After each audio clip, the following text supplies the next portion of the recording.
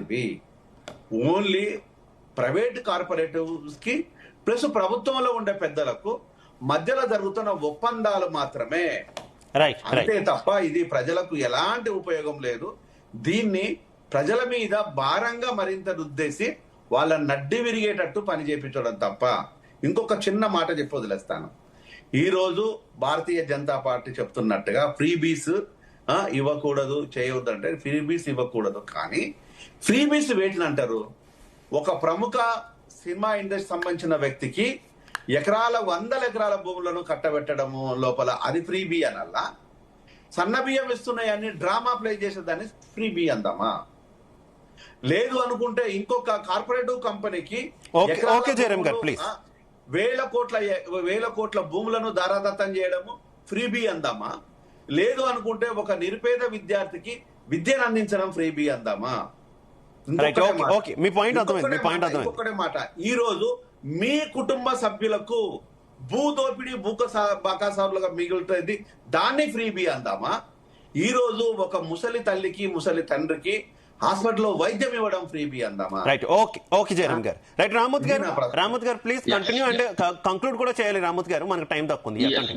శ్రీనివాస్ గారు మాట్లాడుతూ సన్న బియ్యం గురించి మాట్లాడు. సన్న బియ్యం వీళ్ళు రాగానే వీళ్ళ ముఖం చూసి వికసించి పడలేదండి. ఎందుకంటే 2014 నుంచి 2023 వరకు వ్యవసాయంలో తీసుకున్న విప్లవాత్మకమైన కేసీఆర్ గారి నిర్ణయాల వల్ల. ఎందుకంటే 2014-15 22.74 లక్షల ఎకరాలకు నీటి సాగు ఉండేదండి. దాన్ని ఏది 2023-24 వరకు 65.95 లక్షల ఎకరాలకు, అంటే 3 రెట్లు చేసినాం. సో ఈ విషయంలో నీళ్లు ఎక్కువ వచ్చినాయి కాబట్టి అదేవిధంగా వరి దిగుబడికి సంబంధించి క్లియర్ గా చెప్తున్నా. ఎందుకంటే ఈ అబద్ధాలు ఆడడం మాకు రాదండి. ఎందుకంటే అబద్ధాల మీద పేకమేటలాగా నిర్మించుకున్న కోట ఎప్పుడైనా కూలిపోతుంది. మేము ఎప్పుడు అబద్ధాలు ఆడలేదు కాబట్టి సరే తాత్కాలిక దెబ్బలు దాకొచ్చు కానీ అంతిమంగా విజయం మాది. ఎందుకంటే దిగుబడి విషయంలో వరి 42.82 లక్షల టన్నులు ఏదైతే 2014లో అయితే 2015 వరకు, ఇది మా ప్రభుత్వం ఉన్నంత వరకు 2014 వరకు 146.46 లక్షల టన్నులు వచ్చిందండి. అంటే దాదాపు ట్రిపుల్ అయింది. అదే విధంగా గత 2 సంవత్సరాల్లో ఇంకా వరి సాగు తగ్గింది వీళ్ళు వచ్చిన తర్వాత. ఎందుకంటే 1,30,000 ఎకరాలు తగ్గినాడు వీళ్ళు వచ్చిన తర్వాత. ఇంకా మేమున్నప్పుడు ఏ విధంగా పెరిగింది అన్నది కూడా మొన్న పార్లమెంట్ లో క్వశ్చన్ అడిగితే క్లియర్ గా చెప్పడం జరిగింది. 98 లక్షల ఎకరాలు కొత్తగా ఆయకట్టు గత 10 సంవత్సరాల్లో బీఆర్ఎస్ ప్రభుత్వం ఇచ్చిందండి. అదే విధంగా రేషన్ కార్డుల గురించి పచ్చాబద్దం ఆడండి. ఎందుకంటే వాస్తవంగా మేమున్నప్పుడు 6,47,479 కార్డులు ఇచ్చినామని వాళ్ళకు సంబంధించిన శాఖ మంత్రి అసెంబ్లీలో చెప్పడం జరిగింది. అదే విధంగా ఇంకా దళిత బంధు ఎంతమందికి ఇచ్చిళ్ళు, మీరు ఎస్సీలు ఎస్సీలకు ఏ విధంగా చేసిళ్ళు అంటే వాస్తవంగా చెప్తున్నాం, నా భూతో నా భవిష్యత్తు భారతదేశంలో ఎస్సీలను వెలవేసినట్టే చూసిన ఈ కాంగ్రెస్ ప్రభుత్వం. అదే విధంగా కాంగ్రెస్ పార్టీ వాళ్ళను ఓటు బ్యాంకు లాగా వినియోగించుకున్న అయితే కాంగ్రెస్ పార్టీ ₹1 ఇచ్చిన వాళ్ళకు మేము వచ్చిన తర్వాత 38,232 మందికి దళిత బంధు 10 లక్షలు ఇచ్చినాం. ఇంకా వాస్తవంగా ఇప్పటి వరకు ఉంటే దాదాపు డబుల్ అయ్యేది, ట్రిపుల్ అయ్యేది. సరే అవన్నీ పక్కగా పెడతాం. ఇంకో విధంగా రైతు బంధు విషయం మాట్లాడాడు. మేమున్నప్పుడు ఏదైతే ఎంత మందికి ఇచ్చిల్లో కథా కార్ఖానా మీరు అది చేసి ఇది చేసి చెట్లు గుట్లకి ఇచ్చారంటే మేమున్నప్పుడు 68,99,000 మంది ఫార్మర్స్ కి మేము రైతు బంధు ఇవ్వడం జరిగింది. ఈ రోజు నిన్న వీళ్ళు తీసుకున్న నిర్ణయం అండి. ఇక ఎవరికి ఇస్తారో అర్థం చేసుకోండి. 68,99,000 మందికి మేము ఇస్తే వీళ్ళు 69,39,548 మందికి ఇస్తారట. అంటే మేమిచ్చిన దానికంటే 40,548 మందికి ఎక్స్ట్రా ఇస్తారంట. మరి ఇప్పుడు ఎవరు ఇచ్చినట్టు చెట్ల గుట్ల కన్నా అర్థం చేసుకోవాలి. ఇప్పుడు 40,000 ఇచ్చారు, మేము ఇచ్చిన దానికంటే 40,548 ఫార్మర్స్ కి ఎక్స్ట్రా ఇస్తుంటారు. మరి ఎక్కడి నుంచి పుట్టుకొచ్చింది వీళ్ళు? ఇంకోటి ఏంటంటే వాస్తవంగా చెప్పాలంటే ఇప్పటికీ 1,30,000 ఎకరాలు సాగు తగ్గింది. అంటే ఇంకా రైతులు తగ్గాలి, కానీ రైతులు ఎట్లా పెరిగిందని అడుగుతున్నా. సో వీధి దోపిడికి తెరదీసిళ్ళు. మేము ట్రాన్స్పరెంట్ గా ఇచ్చినాము, పోయింది కూడా మేము వ్యవసాయం సాయం చేసిన వ్యక్తులకు కాదు. ఈ విధంగా మాట్లాడు తప్పండి. అదే విధంగా చిల్లర మాటలు బంద్ చేసి ఇప్పటికైనా కూడా చేసుకోవాలి. ఇప్పుడు మూసీ నది నీళ్లను సాఫ్ చేయమన్నారండి, కానీ కన్నీళ్లను మూసీ నది పరివాహక ప్రాంతంలో ఉన్న ప్రజల కన్నీళ్లతోని కడుగుతామంటే, కన్నీళ్లు పెట్టి కడుగుతామంటే ఆ కన్నీళ్ళలో కొట్టుకుపోతుంది కాంగ్రెస్ ప్రభుత్వం. నేను మరీ చెప్తున్నా, వాళ్ళ ఏడుపులు పిడబొబ్బులు. ఇల్లు కూలి అర్థమైందండి. ఇప్పుడు మనం కూర్చొని బాధాప్తగా మాట్లాడుతున్నాం, మన ఇల్లు కూలిపోతుంది రేపు అంటే ఆ బాధ ఎంత ఉంటుందో అర్థం చేసుకోవాలండి. ఇది కాల్చే ప్రభుత్వం, కూల్చే ప్రభుత్వం. అప్పుడు ఉద్యమం పేరుతోనే విద్యార్థులు ఒకసారి ఇవ్వని అప్పుడు విద్యార్థులను కాల్చి చంపిన ప్రభుత్వము.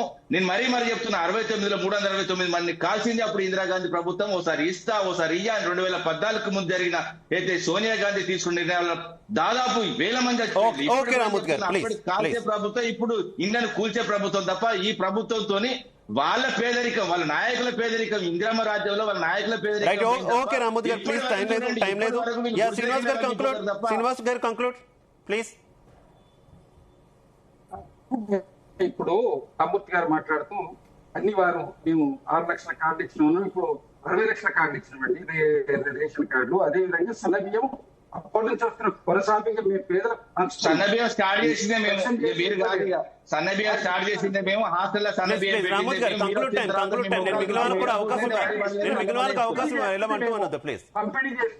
పంపిణీ చేస్తుంది కాంగ్రెస్ ప్రభుత్వం.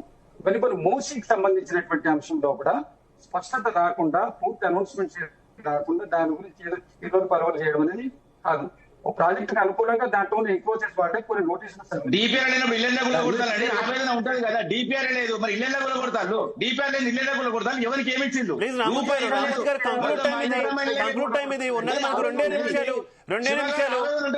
ఎందుకంటే ప్రజల విషయం మాట్లాడతారు. ఒకటే ఇక్కడ ఏంటంటే కేబినెట్ లో జరగబోయేటువంటి నిర్ణయాలన్నింటినీ కూడా ఈ సంవత్సరానికి పూర్తి స్థాయిలో ప్రజలకు అన్ని విధాలుగా అన్ని రంగాల్లో కూడా చేయూతనిచ్చే విధంగా ఉంటుంది. ముఖ్యంగా వ్యవసాయదారులకు, యువతకు, అదే విధంగా ఈ చేనేత కార్మికులకు, మిగిలిన అనేక రకాలైనటువంటి ఉద్యోగస్తులకు వాళ్ళకున్న పెండింగ్ అన్నిటి కూడా క్లియర్ చేసి సర్వతోముఖాభివృద్ధితో రాష్ట్రాన్ని ముందుకు తీసుకుపోవడానికి రేవంత్ రెడ్డి గారి నేతృత్వంలో ఉన్నటువంటి కాంగ్రెస్ ప్రభుత్వం పూర్తి స్థాయిలో పనిచేయడానికి సిద్ధంగా ఉన్నది, పని చేస్తుంది. ఇంకొకటి ఏంటంటే ఇక్కడ ఇరిగేషన్ సంబంధించిన వాటిలో గత సంవత్సరంలో పూర్తి కానటువంటి వాటి ఈ సంవత్సరము దాని ఒక ఇంపార్టెంట్ మిషన్ గా పెట్టుకొని దాన్ని పూర్తి చేయడానికి ప్రయత్నం చేస్తున్నది. కాబట్టి దీని అన్ని విధాలుగా ఇప్పుడు జరగబోయేటువంటి ఈ సమావేశంలో కూడా అనేక అంశాల మీద మనకు క్లారిటీ అదనపు భారం అని అంటున్నారు. కానీ ప్రజల సౌకర్యంగా ఉన్నది ఒక ఇంపార్టెంట్ సంస్థ ఎల్ఐటి తప్పుకుంటున్నప్పుడు దానికి ప్రజలకు ఇబ్బంది కాకుండా ముందు టేక్ ఓవర్ చేసి తర్వాత వేరే వాళ్ళు ఎవరైనా వస్తే ఇవ్వాలన్నటువంటి ఆలోచన ఉండి ఉంటది. అందుకోసం ఎక్కడ దాన్ని ఉన్న సిస్టమ్ ను రన్ చేయాలనేటువంటిది ఒకటి, దాన్ని ఎక్స్పాండ్ చేయాలనేటువంటి ఒకటి మాత్రమే. శ్రీనివాస్ గారు కంక్లూడ్ ప్లీజ్, మనకు సమయం తక్కువ ఉంది ప్లీజ్.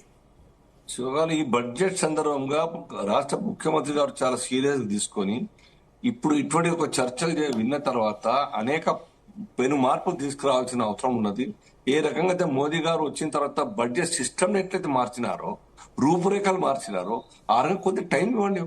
ఒక 3-4 రోజులు టైం ఇచ్చి నిష్ణాతులతో కూర్చొని కొత్త తరహాలో బడ్జెట్ ముందర పెట్టే ప్రయత్నం చేయండి తప్ప మూసలాగా ప్రతిసారి కృషి చేసే బడ్జెట్ పెట్టి అనవసరంగా నవ్వుల పాలు కావద్దని నా ఉద్దేశం తప్ప ఇంకే. Right, thank you so much Aljapur Srinivas గారు, శ్రీనివాసరావు గారు, రామూర్తి గారు, జయరామ్ గారు, అందరికీ కూడా ధన్యవాదాలు డిబేట్లో పాల్పంచుకున్నందుకు. ఓవరాల్ గా చూసుకుంటే ఈ రోజు అయితే తెలంగాణ మంత్రివర్గ సమావేశం జరగబోతుంది. ఈ సమావేశంలో పలు కీలక నిర్ణయాలు తీసుకునేటటువంటి అవకాశం అయితే ప్రధానంగా కనిపిస్తుంది. ముఖ్యంగా రాబోయేటటువంటి బడ్జెట్ సమావేశాల్లో బడ్జెట్ ఏ రకంగా